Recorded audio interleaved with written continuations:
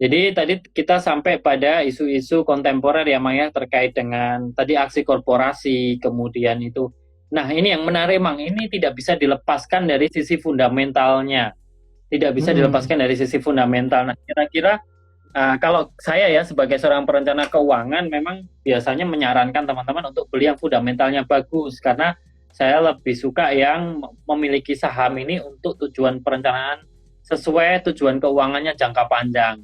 Namun di sini kan teman-teman juga yang hadir ini banyak sekali ya yang mungkin karena jangka pendek atau trading dan lain sebagainya. Nah, ini bagaimana untuk kita mungkin ada tips-tips memilih, Mang. Jadi fundamental yang bagus atau mungkin setengah bagus tetapi saat ini momentumnya dapat nih.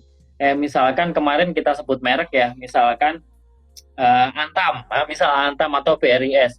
Sebenarnya fundamentalnya nggak terlalu bagus kalau menurut saya. Ada beberapa aspek yang mungkin bisa ditingkatkan. Tetapi sebenarnya momentumnya bagus. Nah ini bagaimana teman-teman menyikapinya dan juga tips nih dari Mang Amsi nih. Kalau misalkan kita mau cari yang fundamentalnya bagus itu seperti apa?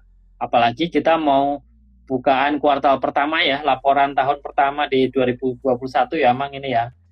Kurang lebih seperti itu, Mang. Oke, makasih Mas Jody pertanyaannya. Jadi sebenarnya kalau kita bicara fundamental sebuah perusahaan atau fundamental sebuah emiten atau saham ya dalam bentuk yang bisa kita belinya, secara umum sih terbagi kalau bagi saya itu semacam ada fundamental tenses gitu. Tapi bukan belajar bahasa Inggris ya. Fundamental tenses itu maksudnya tuh fundamental past gitu di masa lalu, fundamental present di masa kini dan fundamental future di masa depan gitu. Jadi ada masa lalu, masa kini, masa depan. Ketika kita bicara laporan keuangan yang menjadi tema dari IG Live malam ini, sebenarnya kita bicara sesuatu yang past gitu, sesuatu yang di masa lalu gitu. Boleh jadi apa yang menjadi yang kenaikan sekarang itu bukan merefleksikan hal yang masa lalu gitu. Tapi itu yang sesuatu yang dipandang sebagai prospek atau masa depan. Jadi teman-teman nanti bisa membagi ya, fundamental kalau ini menurut saya, fundamental masa lalu itu adalah fundamental laporan keuangan yang sudah terjadi, yang sudah ter yang sudah tercatat dalam laporan keuangan.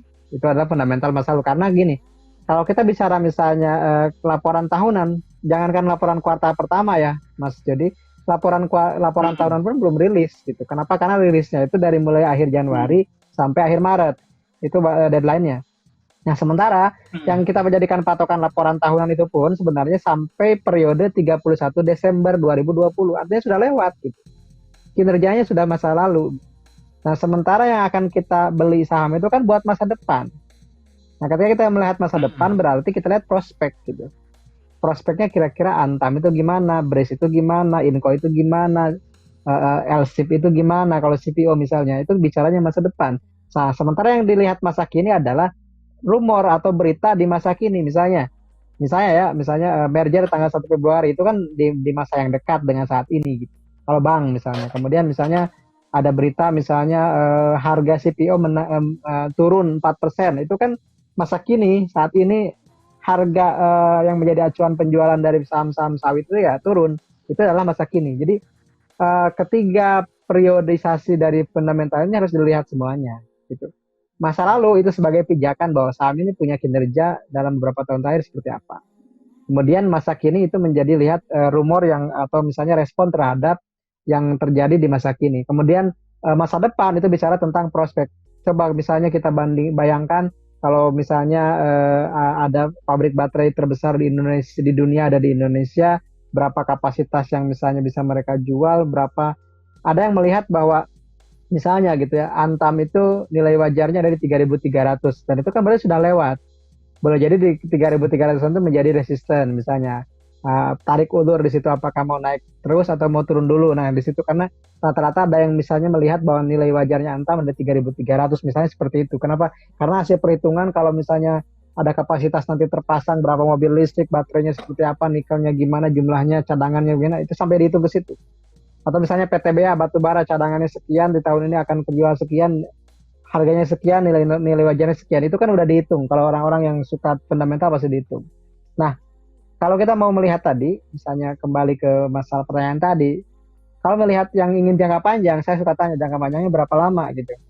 5 tahun atau 10 tahun. Kalau misalnya 5 tahun dan 10 tahun, teman-teman tinggal cari saham-saham yang selalu masuk LQ45, J30 selama 10 tahun terakhir itu dipastikan yang bagus gitu.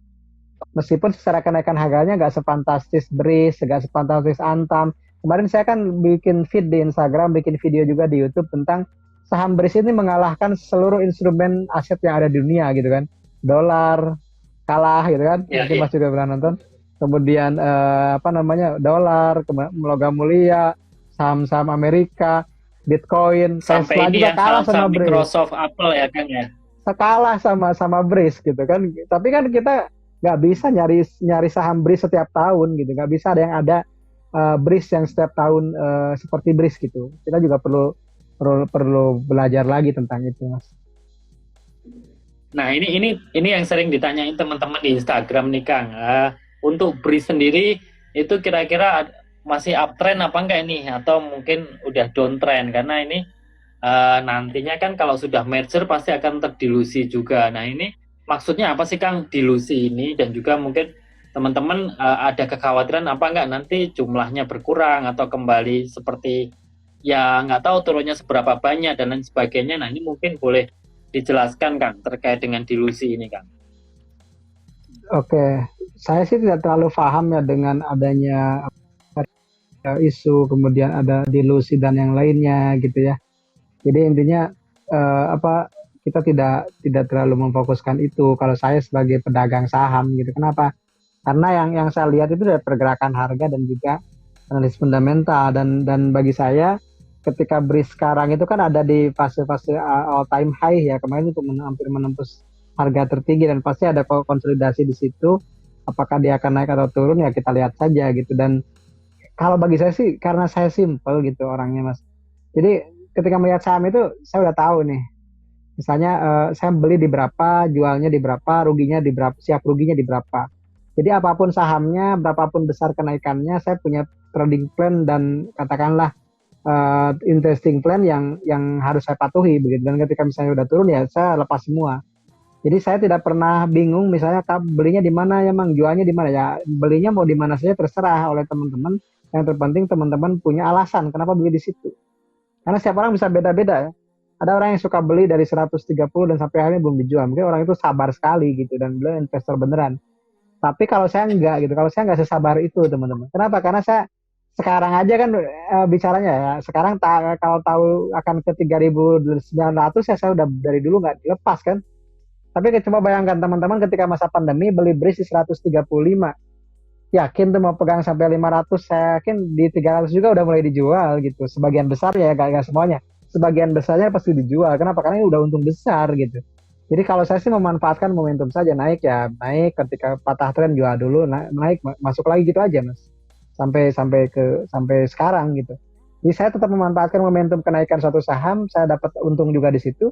Tapi kita juga nggak nyangkut gitu. Kalau misalnya lagi turun ya ikut nyangkut. Teman-teman aja mungkin yang tidak menggunakan trading plan akhirnya nyangkut ya kalau sudah nyangkut baru nanya kan lebihnya gimana gitu. Kalau saya sih dari awal sudah menentukan exit plan-nya di mana gitu.